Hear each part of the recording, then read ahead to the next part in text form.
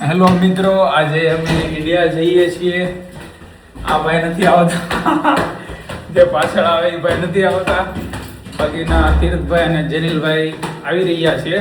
તો બધા જઈએ છીએ ઇન્ડિયા. અને ભાઈ લોક ન કરતા, પછી માથાકૂટ થાય. હવે હાલો ભાઈ.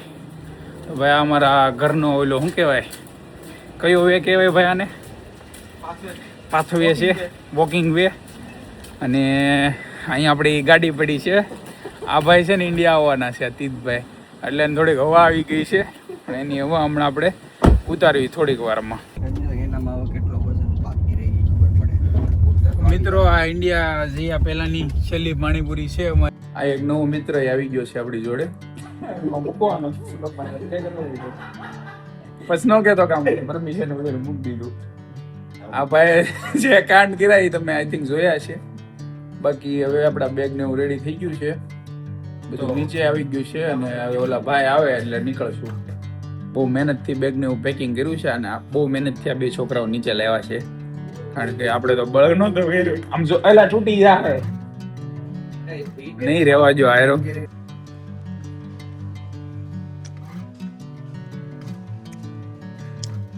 આ ભાઈ આવે છે બેગ લઈને. બાકી તો બધી મેં તને કીધું કરાય એક બેગ વચ્ચે પડી છે, લેતો આવશે. બાકી આપણે આ બધું ગાડીમાં ફિટ થઈ ગયું છે. આ ભાઈ આંગળે વાગી ગયું, ઘડીકમાં ઇન્જર્ડ થઈ ગયા. હું હવે તને આખરી બાય બાય કરી દઉં છું. ના, આ જૈવિકભાઈ અમારા મિત્ર અમને મેળવા આવી રહ્યા છે. હવે રોડ જોવો. વરસાદ તમે સિડની નો રોડ પ્લસ વરસાદ છો. ઓકે મને સુંદે કે છે મને તો દેવા દે, બંધ કર દે વિડિયો. અહીંથી કહો.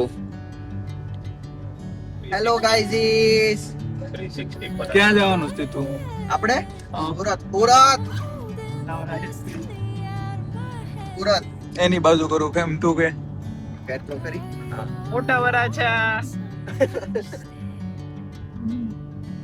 Bring me into golden sunlight.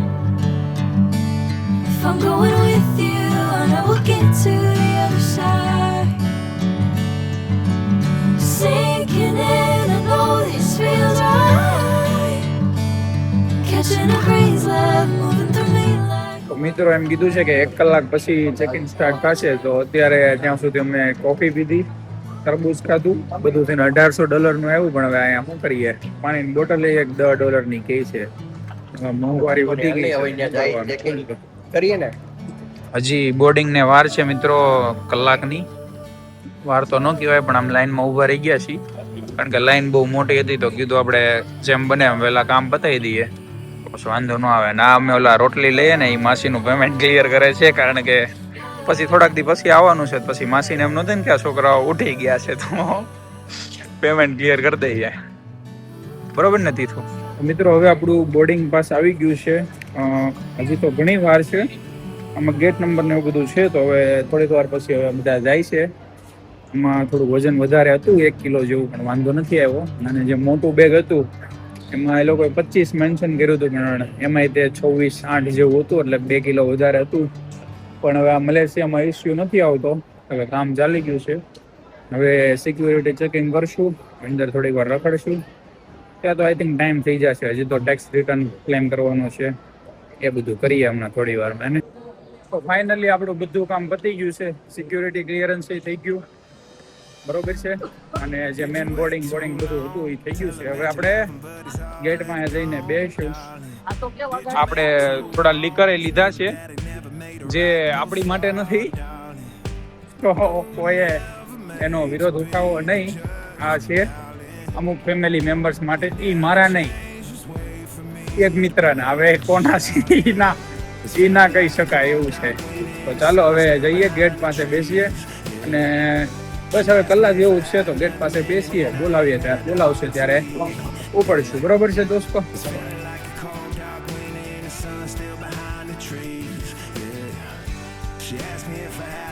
છે ને એ પાતા પ્લેન ના બે હેરા છે એમાં બસમાં બેહેડા મારો ભાઈ. આવું કેમ કર્યું યાર? આ બસ ઉડશે આના મને રિફંડ જોઈએ ને કઈ.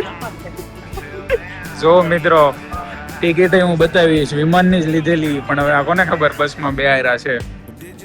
જોઈએ હમણાં ક્યાં લઈ જાય છે. આ જોવો આમાં લખેલું વિમાનનું, પણ આ લઈ જાય છે અમને બસમાં.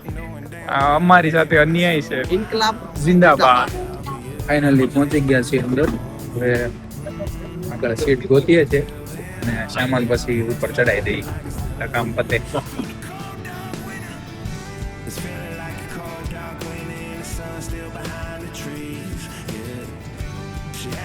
દોસ્તો, તો મલેશિયા પહોંચી ગયા છીએ. બહુ લેટ કર્યું છે આ લોકોએ. 1 કલાક 1.5 કલાક ઓલરેડી લેટ છે. એના કારણે વાયલું વિમાન લેટ છે. આ હેરાન કર્યા છે અમને. એમ જો મલેશિયામાં ટિકિટ કરાવી દે એમાં ફાયદો થાય, પણ આ બધા હરખા જ છે. પહેલી ફ્લાઇટ તો વ્યવસ્થિત હતી, મજા આવે એવી, પણ હવે આ જોઈને આમ ઓલું એસટી બસનો ખટારો હોય ને એવી ફિલિંગ આવે. જો સીટનો કલર જો લાલ અને ભૂરો. ડિસ્પ્લે દાન કરતા તમારા ફોનની મોટી છે. એટલે હવે 4.5 કલાકનું કેસ એવો પકડ દે તો સારું. જય શ્રી રામ.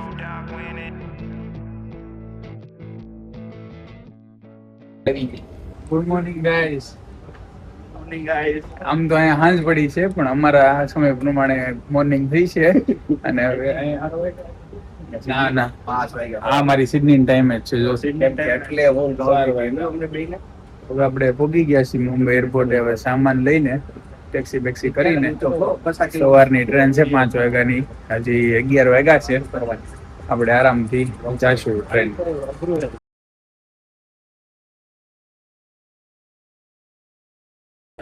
ગુડ મોર્નિંગ મિત્રો. તો અત્યારે સવારના વાગ્યા છે કેટલા છે? 4:30 થયા. 4:30 4:54 થઈ છે. અને મેં અહીંયા રાતે અમારો એક મિત્ર છે સોસાયટી વાળો, એના ઘરે હુઈ ગયા હતા. નામ તો છે જેની શિરપરા કરીને છે. ઉર્ફે? અહીંયા એનો ફોટો હું મૂકી દઈશ. ઉર્ફે નહીં, નામ કોઈને નહીં બગાડવાના. On camera. તો એ મિત્રએ કીધું કે મારા ઘરે આવી આવો. 10-10:30 પોગી ગયા હતા. એટલે કીધું બહુ સમય છે તો ત્યાં જઈને હુઈ જાય એમ. તો ત્યાં જઈને અમે હુઈ ગયા અને 2-3 કલાક હતા એટલે ફ્રેશ થઈ ગયા. એટલે હવે પાછી સુરતની ટ્રેન છે. હવે 5:10 ઉપડે ને 3 કલાકમાં ત્યાં પોગાડી દે 8:30 આજુબાજુ. ત્યાં તો પછી મારા ભાઈને ફોન કરાય એટલે એ આવશે ગાડી લઈને લેવા. બરોબર છે? હાલો સાહેબ. એમ કહેવાય એના પછી તો મેં કઈ વિડીયો જ રેકોર્ડ ન કર્યા. આવું વિડીયો રેકોર્ડ કરવાનું જ ભૂલી ગયો, કારણ કે આમ એક્સાઇટમેન્ટ અને આમ ખુશી જેટલી હતી ને એ કાંઈ યાદ જ ન આવ્યું. પણ હું તમને થોડાક વિડીયોઝ મૂકી દઉં જે અમે ઇન્ડિયા મોજ કરી 1 મહિનાના. તમે જોઈ લ્યો.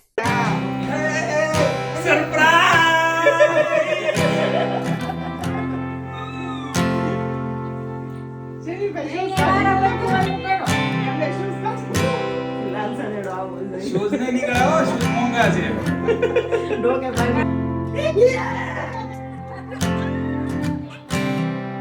And when you go, I will fall back apart.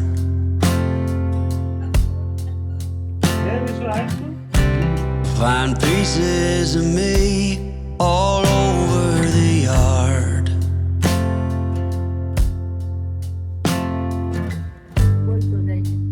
In this house of cards,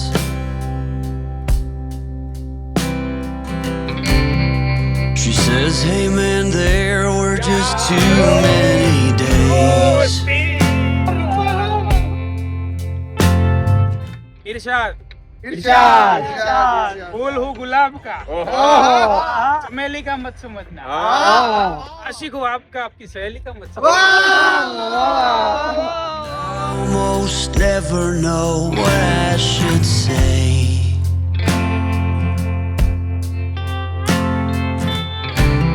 Maybe nothing, nowhere ever was that okay.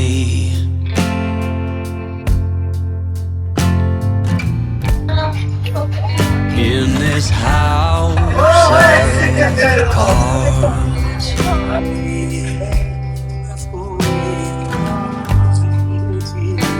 with only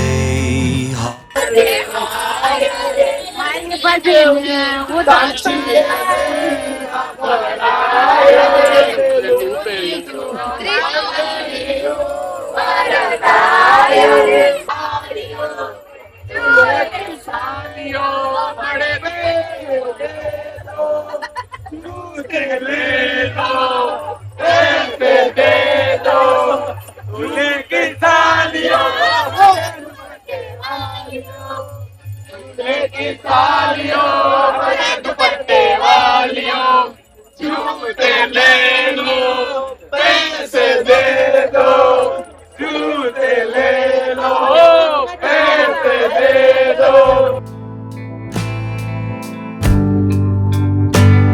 with only hearts.